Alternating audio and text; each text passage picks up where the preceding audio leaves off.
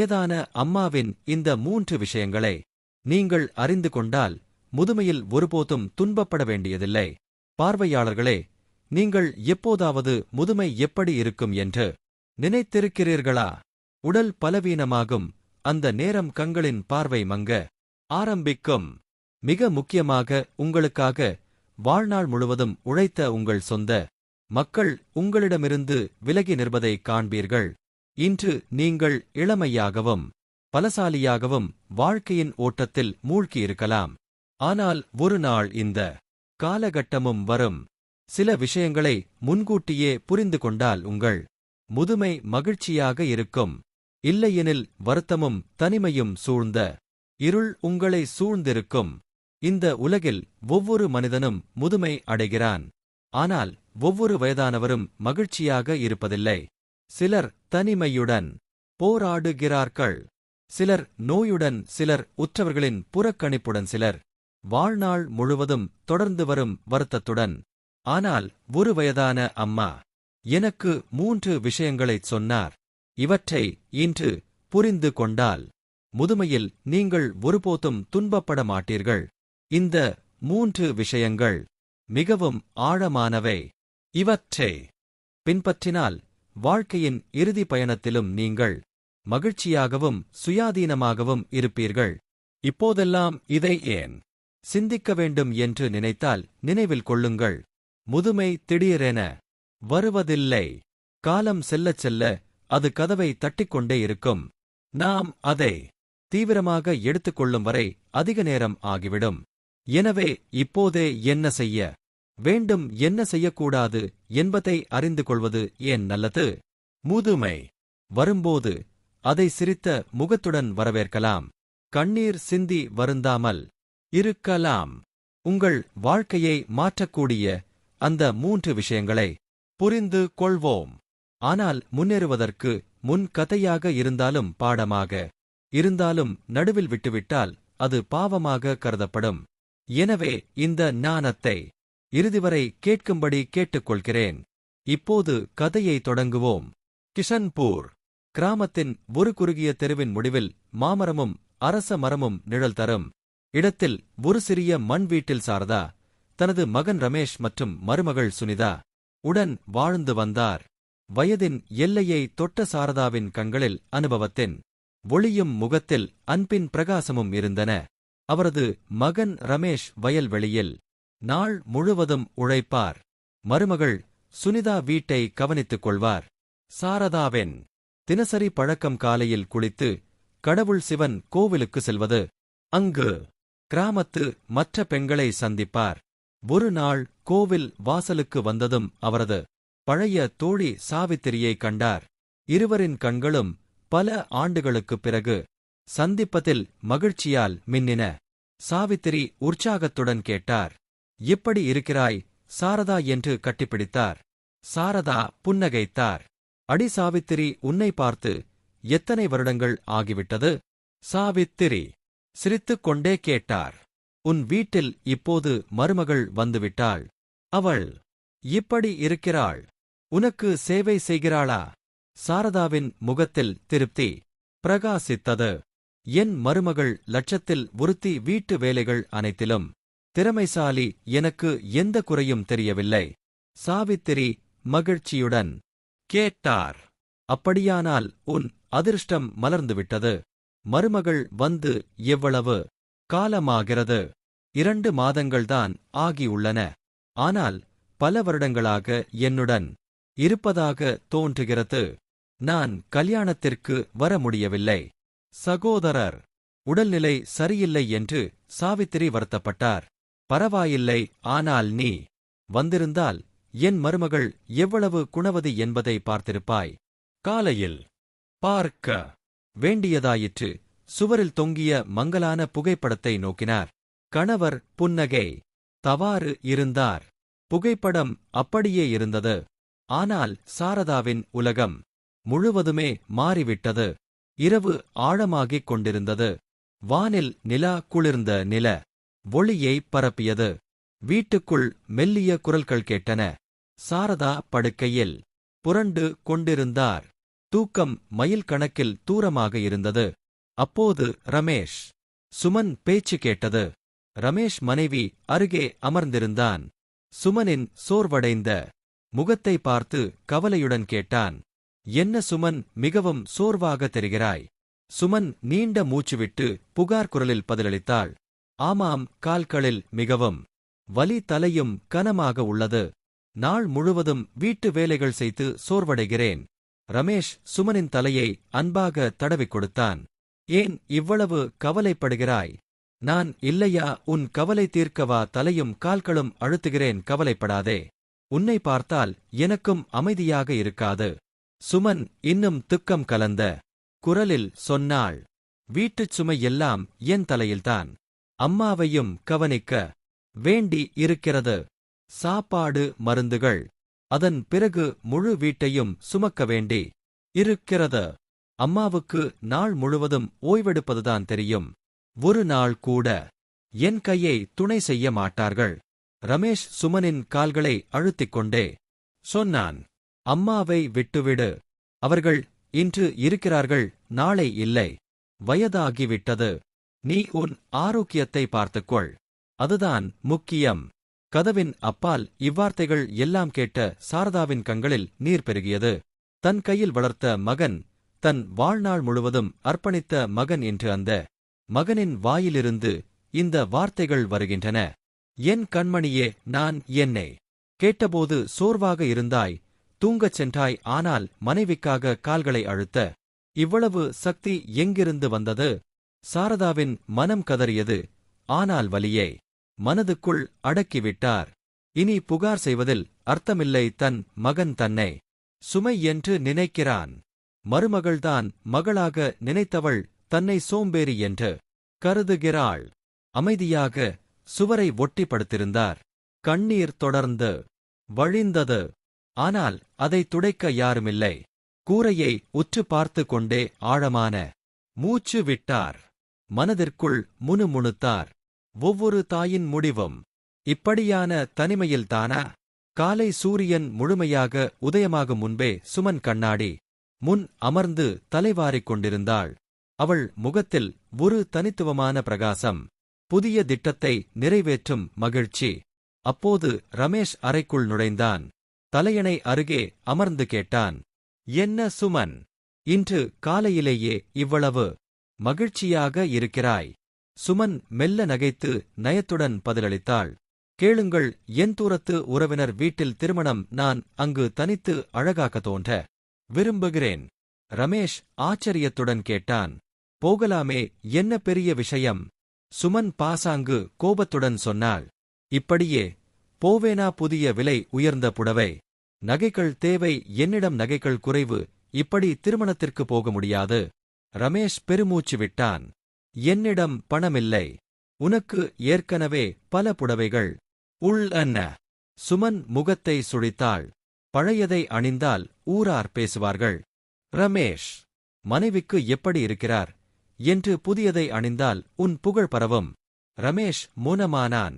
சுமன் அவன் முகபாவத்தை படித்து கிசுகிசுத்தாள். உன் அம்மாவிடம் பணம் மறைத்து வைத்திருக்கிறார்கள். அலமாரிச் சாவி எப்போதும் மறைக்கிறார்கள். ரமேஷ் தலையாட்டினான். அம்மா கொடுக்க மாட்டார்கள். சுமன் கண்களில் தந்திரம் வீச, நாடகம் செய்ய வேண்டும். ஜமீன்தாரிடம் கடன் வாங்கியதாகச் சொல். பயத்தில் பணம் கொடுப்பார்கள். ரமேஷ் தயங்கினான்.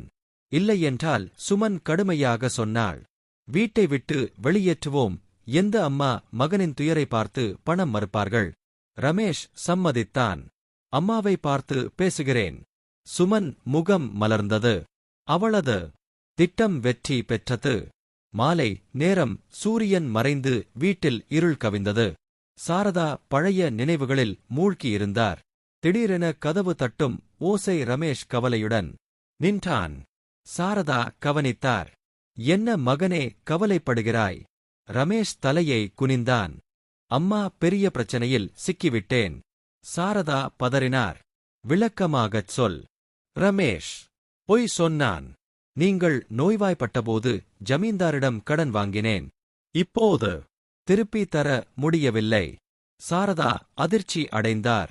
எவ்வளவு பணம்? இப்போது என்ன சொல்கிறார் ஜமீன்தார்? ரமேஷ் போய் கவலையுடன் தலையை கவிழ்த்தான். அம்மா, அவர் தினமும் அச்சுறுத்தி வருகிறார். இன்று நாளைக்குள் பணம் தராவிட்டால் வீட்டை விட்டு வெளியேற்றுவேன் என்று சொல்லிவிட்டார். என்ன செய்வேன்? மருந்துகள், வீட்டுச் செலவு, பயிர் தோல்வி, எங்கிருந்து பணம் வரும்?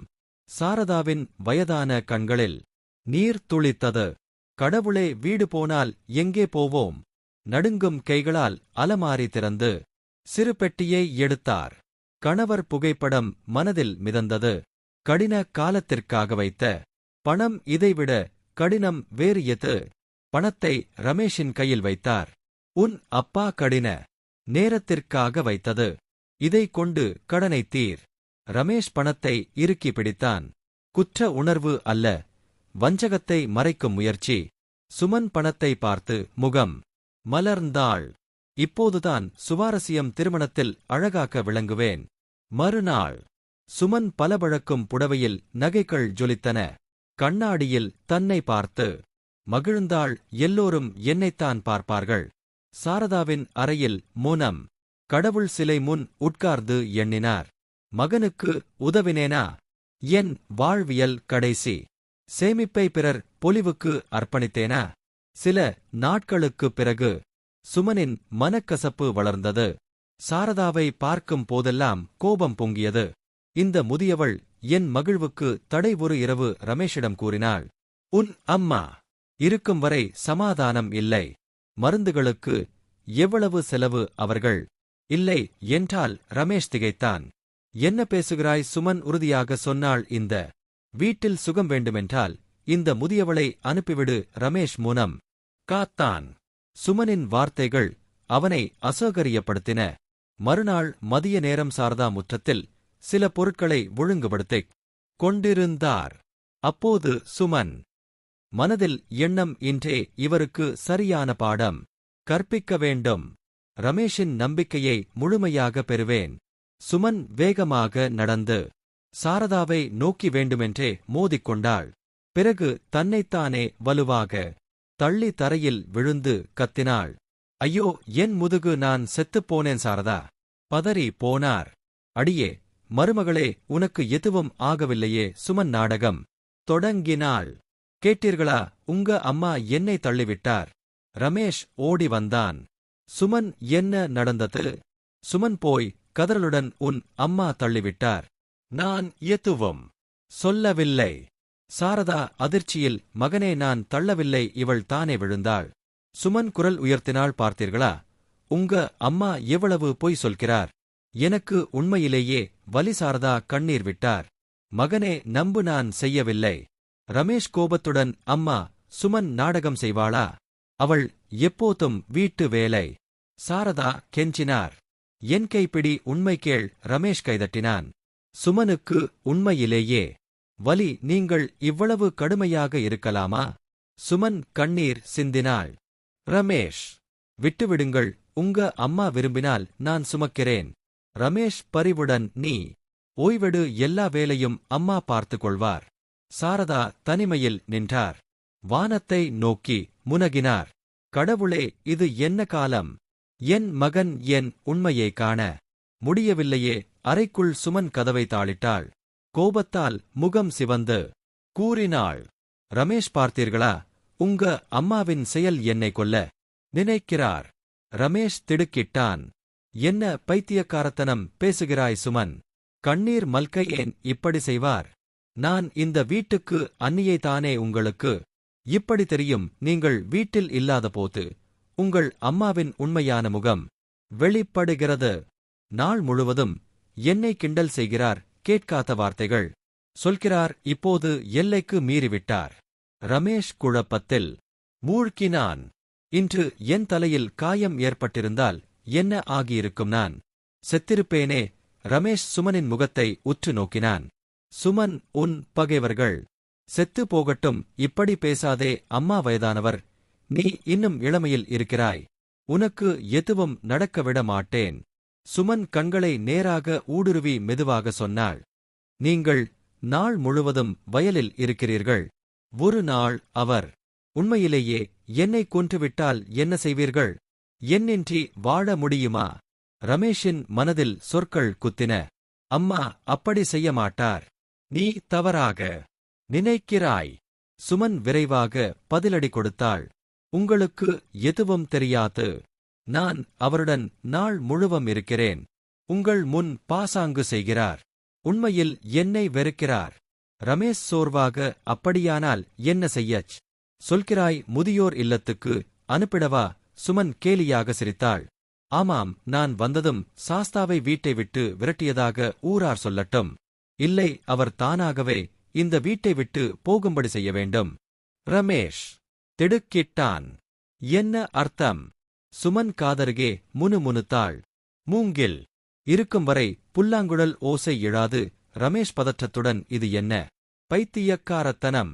சுமன் உறுதியாக, வயதானவர், நமக்குச் சுமை எப்போதும் உங்க அப்பாவை நினைத்து அழுகிறார். அவருக்கும் விடுதலை தேவை. ரமேஷின் உள்ளத்தில் பயம் புகுந்தது. ஆனால் சுமனின் தர்க்கம் அவனை ஈர்த்தது. ஆமாம் அம்மா, இனி மகிழ்ச்சியாக. இல்லை. மருந்துகளுக்கு எவ்வளவு செலவு? அவர்கள் இல்லை என்றால் சுமன் சூழ்ச்சி. சிரிப்புடன், நாளை மயக்க மருந்து வாங்கி வா, உணவில் கலந்து விடுகிறேன். சுடுகாட்டில் கொண்டு போய் எரிப்போம். ரமேஷ் தலை அசைத்தான். அறையில் பயங்கர அமைதி. வெளியே நிலா வெளிச்சம், உள்ளே கொலை சதி. மாலை நேரம். சுமனின் முகத்தில் வித்தியாசமான மகிழ்ச்சி. சமையல் அறையில் பூரி மனம். மாஜி, உங்களுக்கான விருப்பமான கறி சாரதா? சந்தேகத்துடன், இன்று எப்படி இந்த அன்பு ஏதோ தவறு இருக்கிறது. பூரணியின் அருளால் மட்டுமே இந்த விஷத்திலிருந்து தப்ப முடியும். சாரதா மெதுவாக உண்டார். சுமனும் ரமேஷும் கூர்ந்து கவனித்தனர்.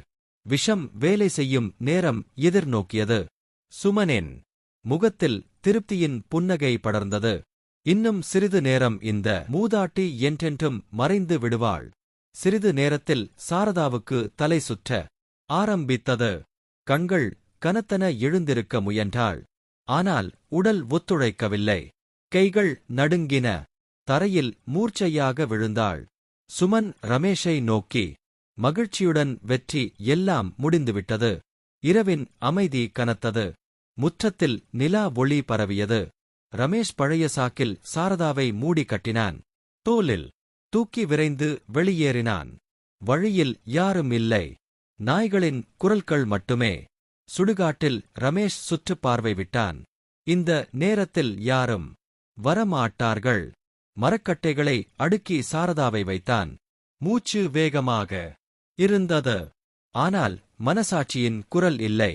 ஜேபியில் கை வைத்தபோது நெருப்பு பெட்டி இல்லை. அடடா, நெருப்பு பெட்டி மறந்துவிட்டேனே. இதயம் வேகமாக அடித்துக் கொண்டது. எழுந்துவிட்டால் வீட்டுக்கு ஓடிப்போக வேண்டும். ரமேஷ் வீட்டை நோக்கி ஓடினான். சுமன் ஆவலுடன், எல்லாம் முடிந்துவிட்டதா? ரமேஷ் துடிதுடிப்பாக, நெருப்பு பெட்டி மறந்துவிட்டேன். விரைவாக கொடு. சுமன் சிரித்துக்கொண்டே, கவலைப்படாதே, எல்லாம் சரியாகிவிடும். இதற்கிடையே சுடுகாட்டில் சாரதா கந்திருந்தாள். என் மகனே, என் இரத்தத்தால் வளர்த்த மகனே, என் கொலைகாரனாக இதயம் துண்டாடியது. கண்ணீர் வழிந்தது. ஆனால் தன்னை கட்டுப்படுத்திக் கொண்டாள். ஒரு மரத்தின் பின்னால் மறைந்தாள். ரமேஷ் திரும்பி வந்தான். இருளில் எதுவும் தெரியவில்லை. மரக்கட்டைகளுக்கு நெருப்பு வைத்தான். அம்மா இனி இல்லை. திருப்தியுடன் மூச்சு விட்டான். வீடு திரும்பிய ரமேஷிடம் சுமன், எல்லாம் முடிந்துவிட்டதா? ரமேஷ் புன்னகையுடன், ஆம், உன் சொல்லை எப்போதும் கேட்பேன். இனி சந்தோஷமாக இரு. சுமன் கண்களில் மின்னல். இனி எந்த தடையும் இல்லை. உங்க அம்மாவை விட நான் உங்களை சிறப்பாக கவனிப்பேன். ஆனால் அவர்களுக்கு தெரியாது எரிந்தது சாரதா அல்ல, சில மரத்துண்டுகள். சாரதா தூரத்தில் நின்று கொண்டு தன் மகன் தன்னை எரிப்பதாக நினைத்து மகிழ்வதை பார்த்தாள். சாகாமல் இருப்பதே நல்லது. இனி புதிய சாரதாவாக வாழ்வேன். இருள் அடர்ந்தது. மேகங்களில் மறைந்த நிலா. சாரதா தனிமையில் நின்றாள். மனதில் பனிப்பாறை. கடவுளே, எங்கே போவேன்? வீடு திரும்பினால் மீண்டும் கொலை முயற்சி. நீதான் வழிகாட்டு. திடீரென சத்தம். புதர்களிலிருந்து மக்கள் வருவது தெரிந்தது. கையில் பெரிய மூட்டை. முகங்களில் பீதி. சாரதா ஒரு மரத்தின் பின்னால் மறைந்து கவனித்தாள். அண்ணே, இதுதான் சரியான இடம். இங்கே பணத்தை எண்ணி பொன்னை பகிர்ந்து கொள்வோம் சுடுகா. யார் வரப்போறது? ஒரு திருடன் சொல்லி பையை கீழே வைத்த